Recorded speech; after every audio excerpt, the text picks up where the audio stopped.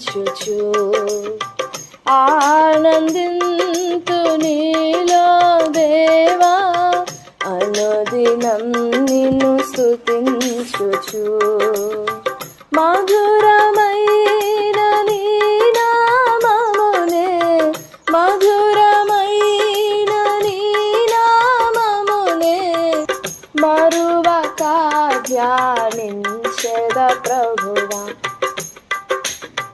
మధురమైన నీ నామమునే మధురమైన నీ నామమునే మరువక ధ్యానించెద ప్రభువా మరువక ధ్యానించెద ప్రభువా ఆనందింతు నీలో దేవా అనుదినం నిన్ను స్తుతించుచు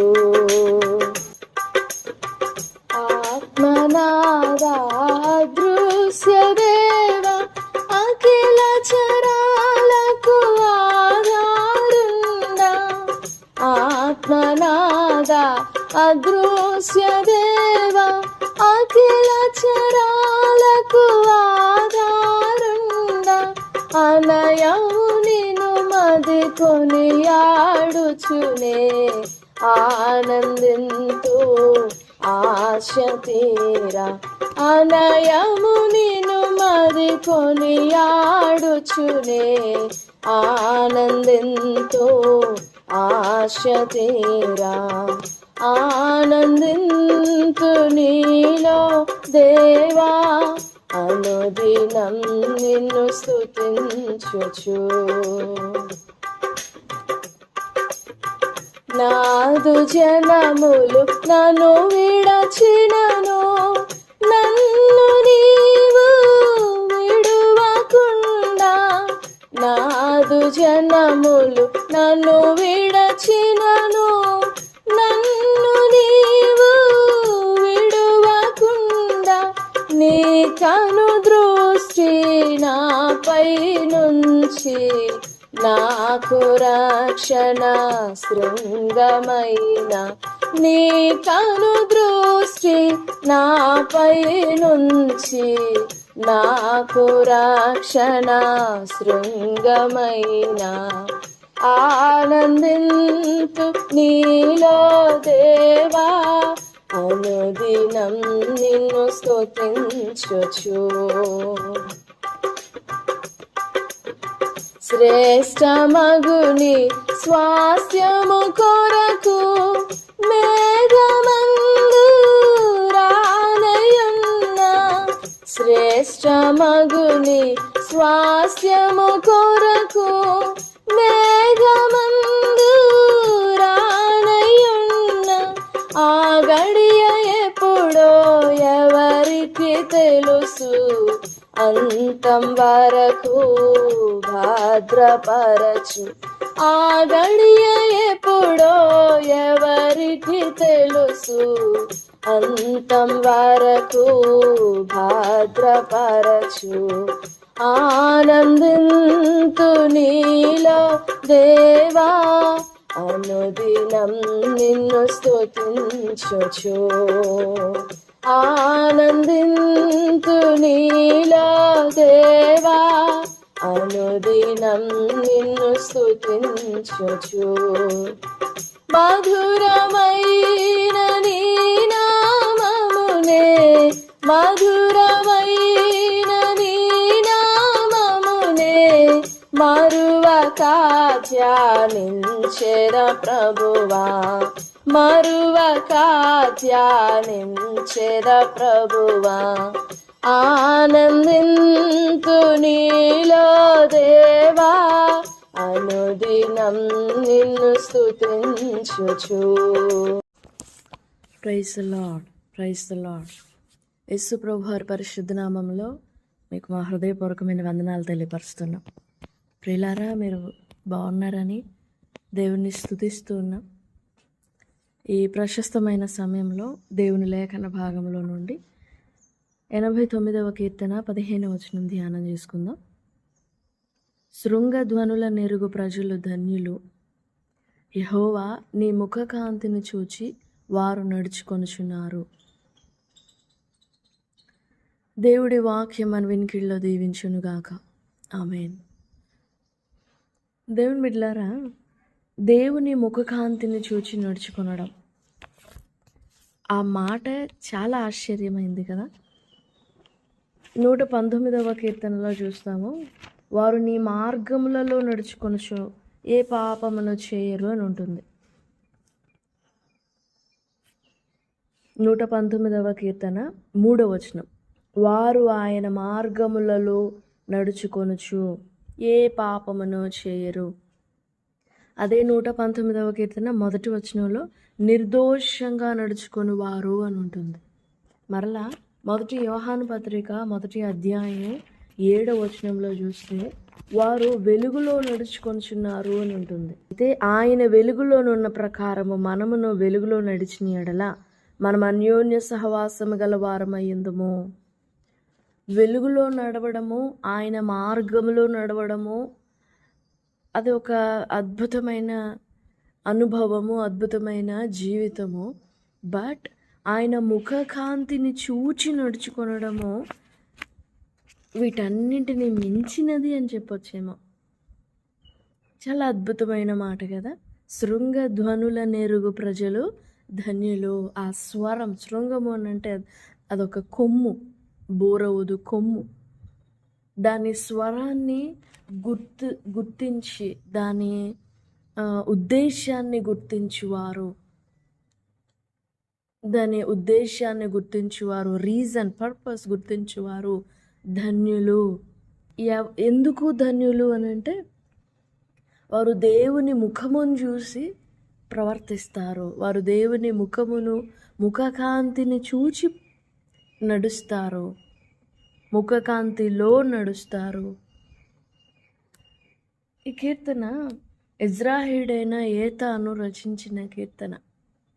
ఇజ్రాహీయుడైన ఏతాను అంటే సొలొమోను దేవాలయం కట్టినప్పుడు ఆ దేవాలయంలో స్థుతులు, ఆ దేవాలయంలో స్థుతులు, ఆరాధనలు, నైవేద్యములు, ఈ సంగీత కార్యములు జరిగించడానికి, ఆరాధించడానికి తన తండ్రి అయిన దావీదు తన మరణానికి ముందే నా దేవుని మందిరంలో ఇలాంటి వారు ఉండాలి, ఇలాంటి పనులు జరగాలి, ఈ విధంగా ఉండాలి నా దేవుని మందిరము, ఎప్పుడు ఇలాంటి స్థుతులు ఉండాలి అని దావీదు కొంతమందిని ఏర్పరచుకొని ఇంచుమించు 4,000 మంది సంగీతకారులను, 4,000 మంది పాటకులను, గాయకులను దావీదు దేవుని దేవాలయం కొరకు ఏర్పరిచాడు. వారిలో ఒకడు ఏతాను, ఇజ్రాహీయుడైన ఏతాను. 1 రాజులు గ్రంథం 4వ అధ్యాయము 31వ వచనంలో చూస్తాం. అండ్ ఆల్సో 1 దినవృత్తాంతములు 15వ అధ్యాయము 19వ వచనం. ఈ ఏతాను దేవుని దేవాలయంలో, దేవుని సన్నిధిలో ఆయన వైపు చూస్తూ, ఆ మందసం వైపు చూస్తూ, ఆ ప్రత్యక్ష పరిశుద్ధ సన్నిధిని చూస్తూ ఎంతో జాగ్రత్తతోనో ఎంతో భయముతోనో వారు అక్కడ నిలబడి దేవుణ్ణి స్తుతిస్తూ, దేవుణ్ణి ఆరాధిస్తూ ఉండేవారు. ఆ అనుభవంలో నుండి మాట్లాడుతున్నాడు ఏతాను. శృంగధ్వనుల నెరుగువారు ధన్యులు, వారు నీ ముఖకాంతిని చూచి నడుచుకొనుచున్నారు. నిజంగా దేవుని ముఖకాంతి మన మీద ప్రకాశించినప్పుడు ఆ ముఖకాంతిని బట్టి మనం నడుచుకొనడం ఎంత ఆశ్చర్యమో కదా. యెహోవా నీ సన్నిధి కాంతి మా మీద ప్రకాశింపజేసి మాకు విజయము దయచేయి, మమ్మను రక్షించు, మాకు సహాయపడు. నీ ముఖకాంతి మాకు కావాలి. నీ సేవకుని మీద నీ ముఖకాంతి ప్రకాశింపజేయము, నీ కృపచేత నన్ను రక్షింపుము. Make thy face to shine upon thy servant, save me for thy mercy's sake. దేవుని ముఖకాంతి మన జీవితంలో ఎంతో పరిశుద్ధమైన కార్యం చేస్తుంది. 89వ కీర్తన మనం చూసినప్పుడు పైన వచనములలో 13 వచనం 13, 14 వచనాలు.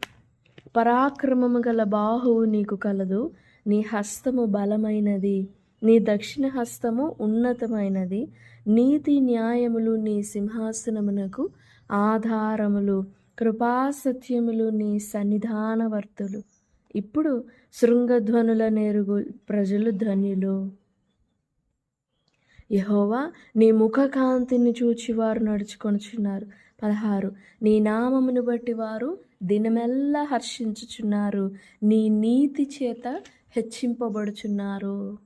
దావీదు దేవుని బట్టి ఎలా సంతోషించేవాడో, దేవుని ముఖం చూచి ఎలా సంతోషించేవాడో, వారు నీ ముఖం చూచి నడుచుకొనుచున్నారు అని అంటే maybe he's speaking about David. ఎందుకంటే 17వ అధ్యాయము కీర్తన 17వ అధ్యాయం 15వ వచనంలో దావీదు అంటాడు, నేనైతే నీతి గలవాడనై నీ ముఖ దర్శనం చేసేదను. నేను మేల్కొనున్నప్పుడు నీ స్వరూప దర్శనముతో నా ఆశను తీర్చుకొందును. I will behold thy face in righteousness.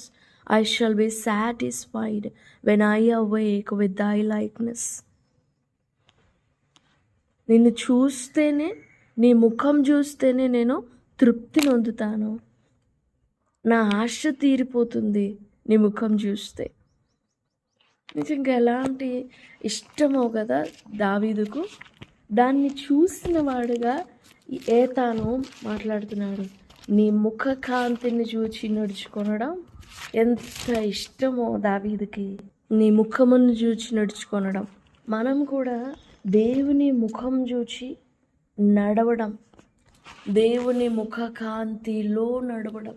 దావీదు అంటాడు కదా, నీ వాక్యం నా పాదములకు దీపం, నా త్రోవలకు వెలుగై ఉన్నది.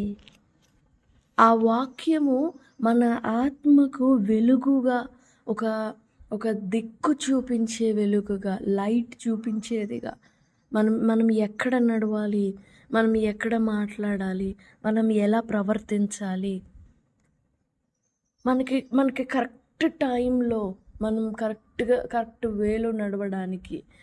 మనం చీకట్లో నడుస్తూ ఉండినప్పుడు మనం తారెట్లాడుతూ ఉంటాం, ఎక్కడ అడుగేయాలో తెలియదు, ఎలా అడుగేయాలో తెలియదు.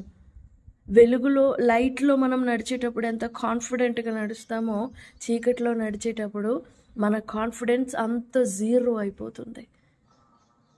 అయితే లైట్ అండ్ డార్క్నెస్కి ఉన్న తేడానే మన జీవితంలో కూడా కనబడుతుంది. సాధారణంగా పగటి వేళ మనం బ్రతుకుతున్నా కానీ, పగటి వేళ ఈ సూర్య కాంతి మనకు ఉన్నా కానీ, will be so afraid, having no confidence to walk, having no confidence to face the day, having no confidence to face the situations, having no confidence how to choose things between righteousness and between holiness and what is not holy, between unholy things, అపవిత్రమైన వాటి మధ్యలో, పవిత్రమైన వాటి మధ్యలో we don't know how to choose because we have no light.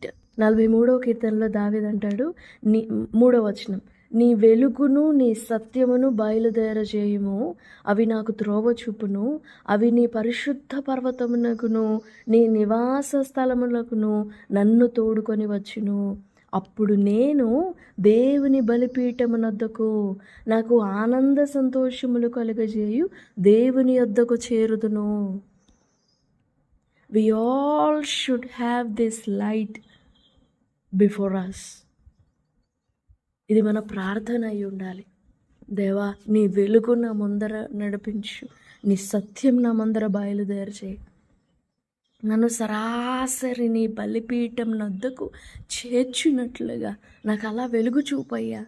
నా ఆలోచనలకు అలా దిక్కు చూపించు, నా తలంపులకు అలా దిశ చూపించు. నేను ఏ వైపుగా ఆలోచించాలి, నేను ఏ వైపుగా చూడాలి, ఏ వైపుగా నేను నడవాలి, నేను నీ తట్టును చూచినట్లుగా, నీ వైపు చూచినట్లుగా, నీ ముఖం చూచినట్లుగా దేవా నాకు వెలుగు దయచేయి.